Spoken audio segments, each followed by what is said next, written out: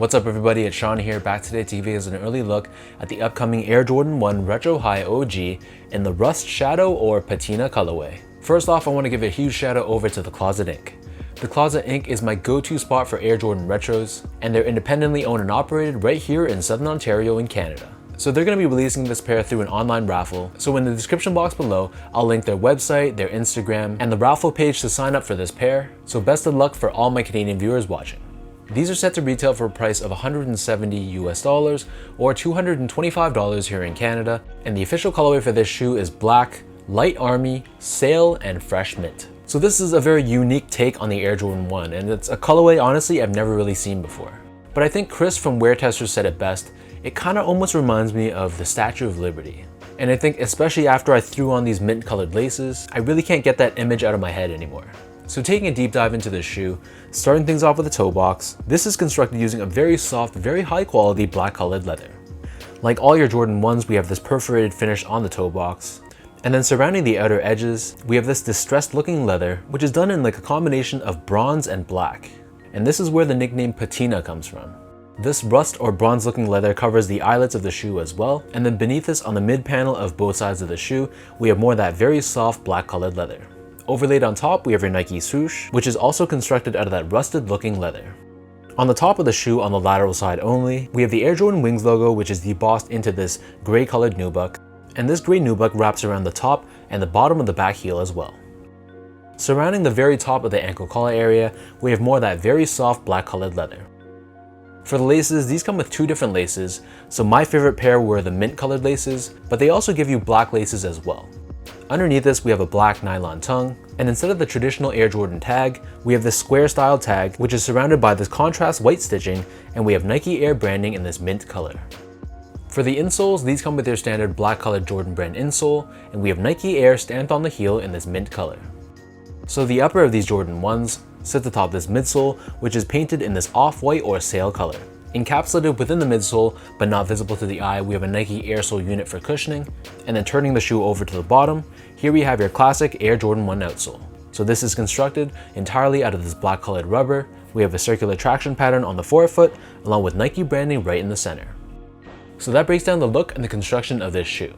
For those wondering how these fit exactly the same as all your other recent Jordan 1 releases, so for most people that means sticking true to size. If you have really wide feet, you can get away with going half size up as well, especially if you don't mind the extra length on the toe box. But for the majority of people, I'd recommend just sticking true to size. In terms of the comfort on this shoe, so these feel exactly like all my other Air Jordan 1s. With that said, it's going to feel pretty minimalistic in terms of a cushioning standpoint. It's not going to give you a very soft, cushiony feel, but they feel very flat and very stable, and they're going to be fine for just an everyday casual use shoe. Last but not least, in terms of the quality and overall craftsmanship on this pair, all in all, I was very impressed. I felt like the materials were exceptional, especially the black leather that felt very high quality, and even the rust looking leather had a very nice softness to it, and there was nothing on this shoe that had a very strong synthetic feel. All the components of this shoe felt like it was made using a very high quality material. And it's interesting that Jordan Brand gives us very high quality for a colorway that's probably not going to be the most popular, but it is what it is.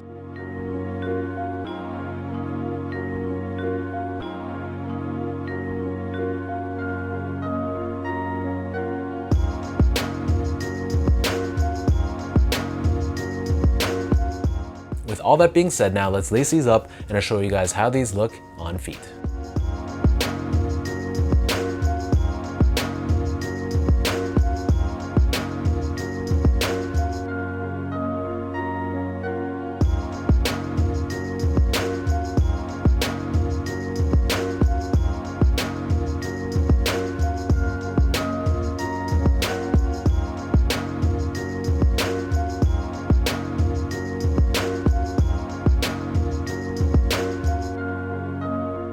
Overall, to be honest with you guys, the colorway of this shoe is not my favorite. With that said though, when I took off the default black laces and threw on these mint laces, it definitely improved the overall look of the shoe. And whereas with the black laces, it was pretty much an automatic pass for me, I think with these mint laces, it definitely has me intrigued, and it's a pair I'm contemplating keeping in my collection. But let me know in the comment section down below what you guys think about this Rust Shadow or Patina Air Jordan 1. How do you guys feel about the colorway of this shoe and this whole rusted look on this pair? And when these drop, is this going to be a cop or a drop for you? If you guys enjoyed this video, be sure to like, comment, and subscribe. Give me a follow on Instagram at esco8, check out my Twitter account at sean.go, and visit my website as well at seango.ca.